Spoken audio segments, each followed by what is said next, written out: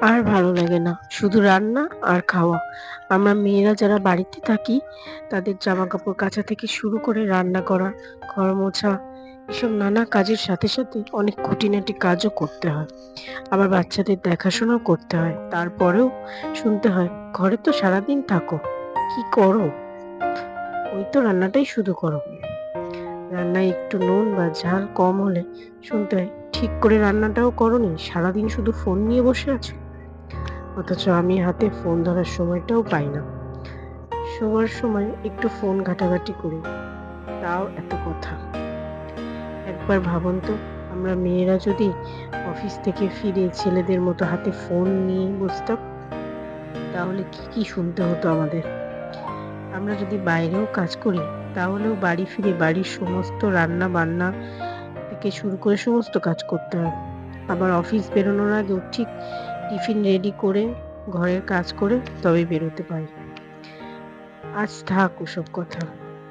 তো দেখো, আজ রান্না করছি ডিমের ঝোল আর কিছু সবজি কেটে নিয়েছি। সবজির তরকারিও রান্না করব। আজকে সবজির তরকারি আর ডিমের ঝোল দিয়েই ভাত খাওয়া হবে। কারণ আজকে ছেলেকে স্কুলে দিয়ে আসতে হয়েছে আমাকে। রোজ পুলকারটা আসে স্কুলে নিয়ে যাওয়ার জন্য। তো আজ আর আসতে পারিনি। যেহেতু রাস্তায় একটু ঝামেলা চলছে চারিদিকে, তোমরা তো জানোই কি হচ্ছে। আজকে পুলকার বন্ধ ছিল বলে আমাকেই দিয়ে আসতে হয়েছে আর নিয়ে আসতে হয়েছে। তো তাড়াহুড়োর মধ্যে যেটুকু রান্না করা যায় এই আর কি। ডিমের ঝোল, সবজির তরকারি দিয়ে ভাত রান্না করেছি। কিছু অল্প সময়ই পেয়েছিলাম রান্না করার জন্য, তাই তাড়াহুড়ো করে এইগুলোই বানিয়ে নিয়েছি। তো তোমরা কে কে ডিমের ঝোল খেতে ভালোবাসো? আমার কিন্তু ডিম খুব ভালো লাগে খেতে।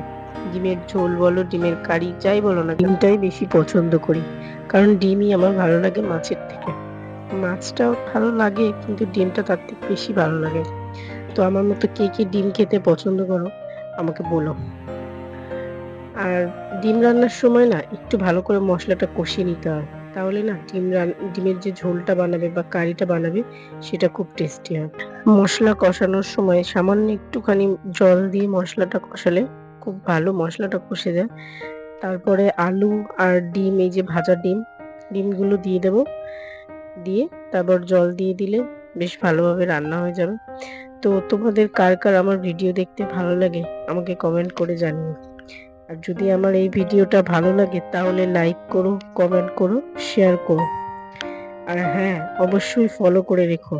না হলে কিন্তু পরে আমার চ্যানেলটা খুঁজে পেতে অসুবিধা হবে। যাই হোক, তোমরা সবাই কিন্তু বাড়ির খাবার খেও। বাইরের খাবারে ভালো হয় না। অনেক সময় তেল বেশি থাকে, মসলা বেশি থাকে। ওগুলো না খাওয়াই বেটার। বাড়ির খাবার খেলে শরীরও সুস্থ থাকবে, ভালো থাকবে। আজকাল প্রায় সবাই বাইরে থেকে খাবার কিনে খায়, বাড়িতে রান্না খুব কমই করে। তাই বলছি, বাইরের থেকে না কিনে বাড়িতে রান্না করে খাওয়াই কিন্তু বেটার অপশন। আর সবাই বাড়ির রান্না খাও, ভালো থাকো, সুস্থ থাকো। এতে করে কি হবে, নিজেদের খেয়ালটাও নিজেরা রাখতে পারবে। Okay, thank you, ta-ta, bye bye. আজ এই পর্যন্তই।